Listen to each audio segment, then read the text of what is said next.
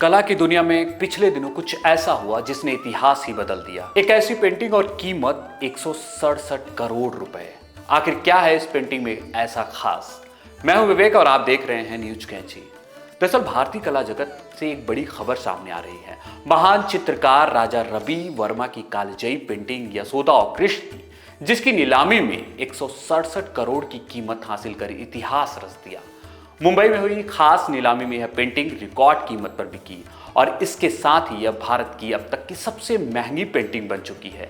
इसे खरीदने वाले साइरस पूनावाला, जो देश के जाने माने उद्योगपति हैं। खास बात यह है कि इस पेंटिंग की कीमत का अनुमान पहले काफी कम लगाया गया था, लेकिन जैसे जैसे बोली आगे बढ़ती है, कीमत ने भी सभी को हैरान कर दिया। आखिरकार यह 167 करोड़ रुपए में जाकर रुकती है, जो अपने आप में एक रिकॉर्ड है। अब जरा इस पेंटिंग को समझते हैं। इसमें एक बेहद साधारण लेकिन भावनाओं से भरा दृश्य दिखाया गया है।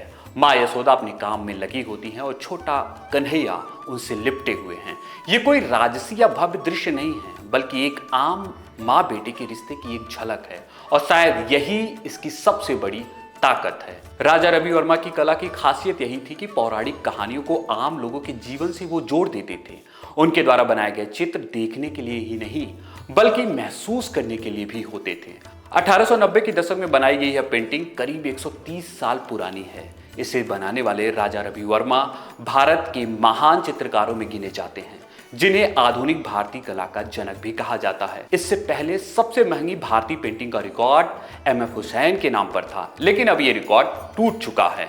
दिलचस्प बात यह है कि एक समय ऐसा था जब रवि वर्मा की कला को उतनी गंभीरता से नहीं लिया जाता था। कुछ आलोचक उन्हें पोस्टर आर्टिस्ट तक कह देते थे, लेकिन आज वही कलाकार भारतीय कला की पहचान बन चुके हैं। तो ये सिर्फ एक पेंटिंग नहीं है, ये एक एहसास है, एक कहानी है, और भारतीय संस्कृति की ऐसी झलक है जिसकी कीमत सिर्फ पैसों से नहीं आंकी जा सकती।